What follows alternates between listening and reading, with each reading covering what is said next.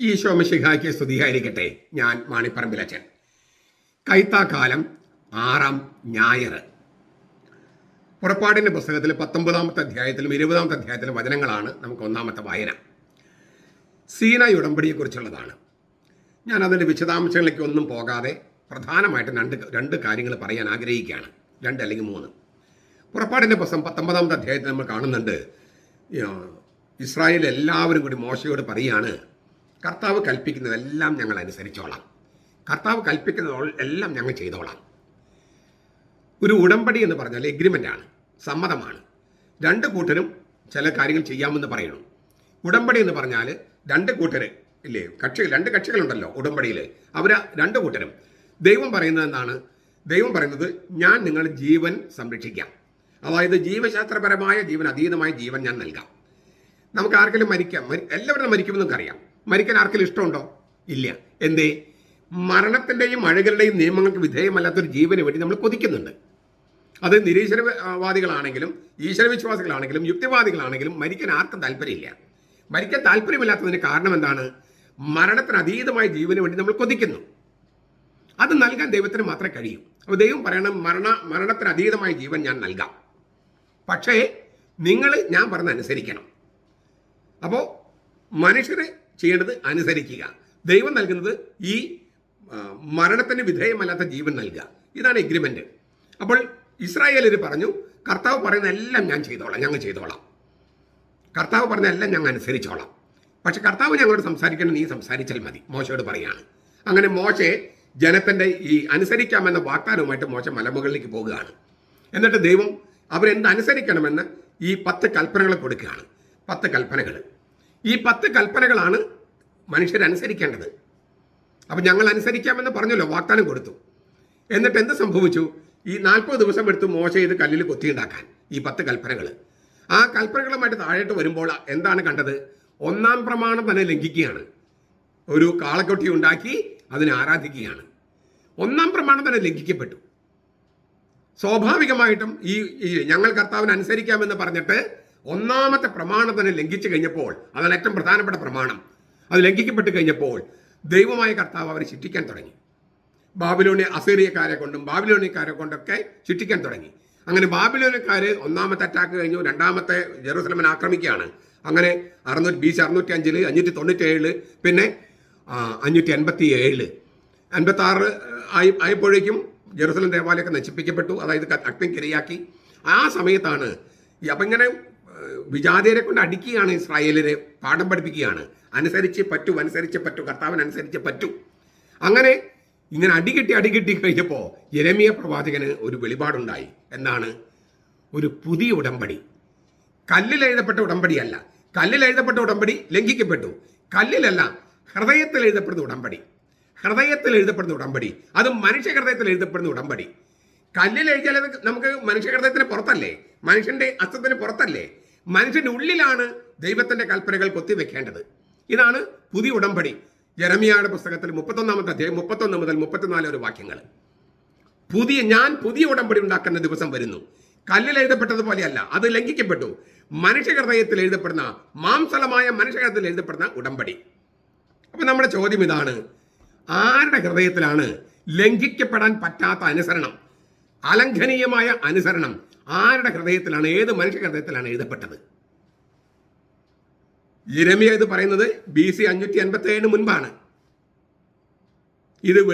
അതിന് വെളിപാടുണ്ടായപ്പോഴാണ്, അല്ലെങ്കിൽ ആ വെളിപാട് ഇങ്ങനെ ഈ പ്രവചനം വെളിപ്പെട്ടത്, പൂർത്തിയായത് എപ്പോഴാണ്? നമ്മുടെ കർത്താവ് ഈശോ മിശിഹ ഗെത്സമൻ തോട്ടത്തിൽ വെച്ച് എന്താ പറഞ്ഞത്? എൻ്റെ ഇഷ്ടമല്ല നിന്റെ ഇഷ്ടം.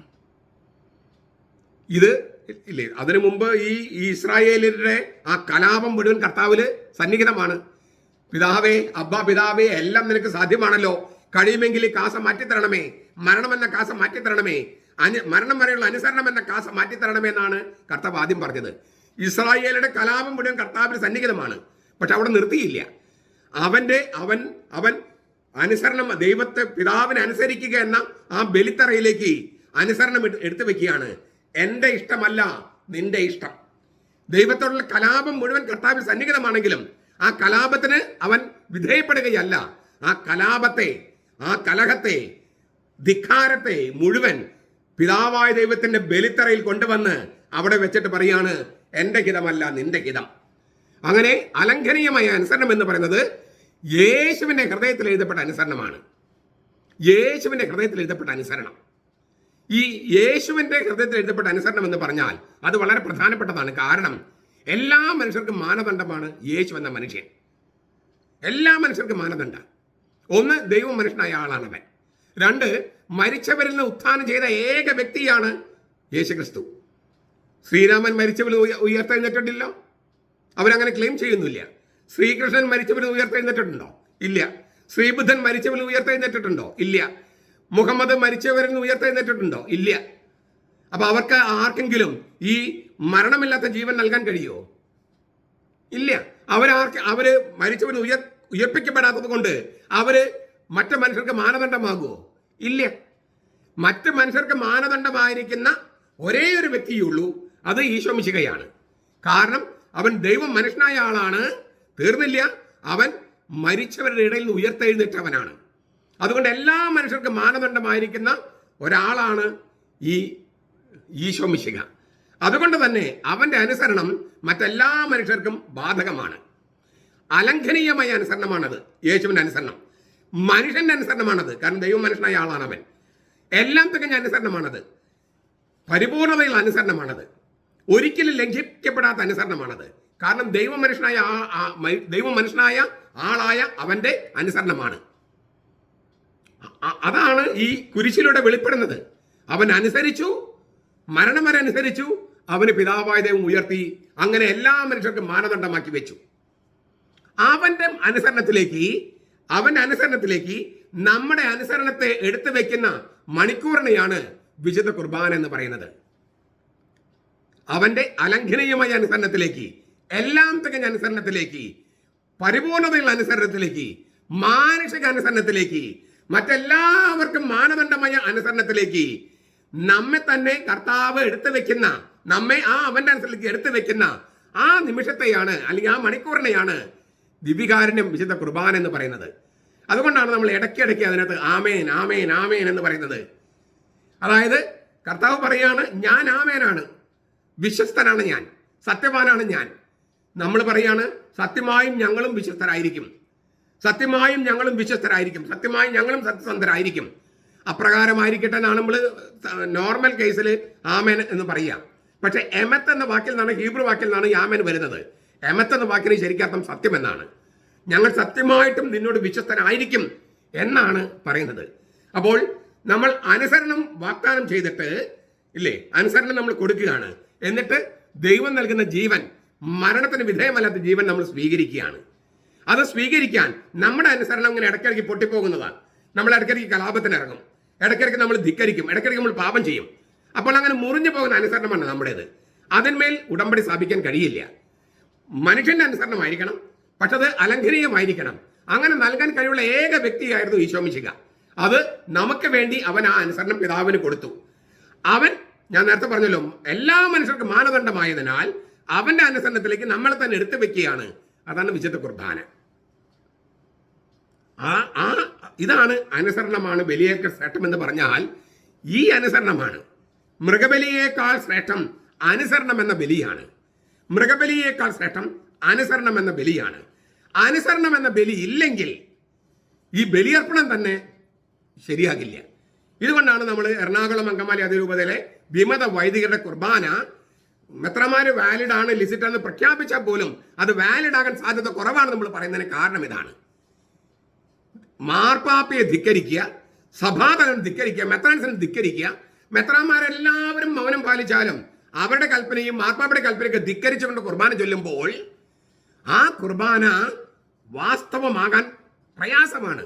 കാരണം കർത്താവിന് അനുസരണമാകുന്ന ആ ബലിയിലേക്ക് നമ്മുടെ അനുസരണം എടുത്തു വെച്ചാലേ കുർബാന എന്ന ബലി ശരിക്കും ബലിയാകും.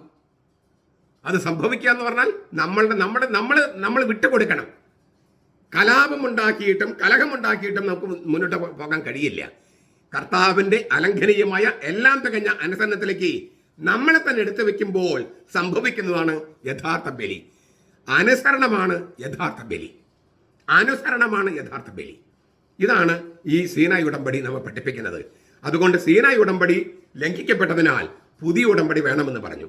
പുതിയ ഉടമ്പടി എന്ന വാക്ക് യെരമ്യായുടെ പുസ്തകം 31 മുതൽ 34 വരെ വാക്യങ്ങളിൽ ഉണ്ടെന്ന് പറഞ്ഞു. അത് കാണാൻ നമുക്ക് 31 അധ്യായം 31 മുതൽ 34 വരെ. പിന്നീട് പുതിയ നിയമത്തിൽ നമ്മൾ ആ വാക്ക് കാണുന്നത് കുർബാനയുമായിട്ട് ബന്ധപ്പെട്ടാണ്. പുതിയ ഉടമ്പടി എന്ന വാക്ക് കർത്താവ് ഈശോ മിശിഹാ പിന്നീട് ഉപയോഗിക്കുന്നതെല്ലാം കുർബാനയുമായി ബന്ധപ്പെട്ട. അപ്പൊ കുർബാന, വിശുദ്ധ കുർബാനയാണ് പുതിയ ഉടമ്പടി. അവന്റെ അനുസരണത്തിലേക്ക്, അലംഘനീയമായ അനുസരണത്തിലേക്ക് നമ്മെ തന്നെ എടുത്തു വെക്കുകയാണ്. അങ്ങനെയാണ് ഈ ഉടമ്പടി ഉണ്ടാകുന്നത്. ഈ വിശുദ്ധ കുർബാന ഇല്ലാത്ത സമുദായങ്ങളോ, പെന്തക്കോസ്തക്കാര്, യഹോവ സാക്ഷികള്, ദൈവസഭക്കാര്, ക്രിസ്ത്യൻസ്, ബോൺ അഗൈൻ ക്രിസ്ത്യൻസ്, അവർക്കൊന്നും കുർബാനയില്ല. പ്രൊട്ടസ്റ്റന്റുകാര്, അപ്പോൾ അവർക്ക് പുതിയ ഉടമ്പടി ഇല്ല. പുതിയ ഉടമ്പടി വേണം. ക്രിസ്തുവിന്റെ അലംഘനീയമായ അനുസരണമാണ് നമുക്ക് രക്ഷ നേടി തന്നതെങ്കിൽ, അതാണ് ആ അനുസരണമാണ് നമുക്ക് കൃപയെങ്കിൽ, നിങ്ങൾക്ക് പുതിയ ഉടമ്പടി ഇല്ലെങ്കിൽ ആ കൃപ നിങ്ങൾക്ക് എങ്ങനെ കിട്ടും? ആ രക്ഷ നിങ്ങൾക്ക് എങ്ങനെ കിട്ടും? അതുകൊണ്ട് പ്രിയപ്പെട്ടവരെ, കുർബാന വേണമെങ്കിൽ നിങ്ങൾ കത്തോലിക്ക സഭയ്ക്ക് തിരിച്ചു വരണം. ഒരു നാണക്കേടും വിചാരിക്കേണ്ട.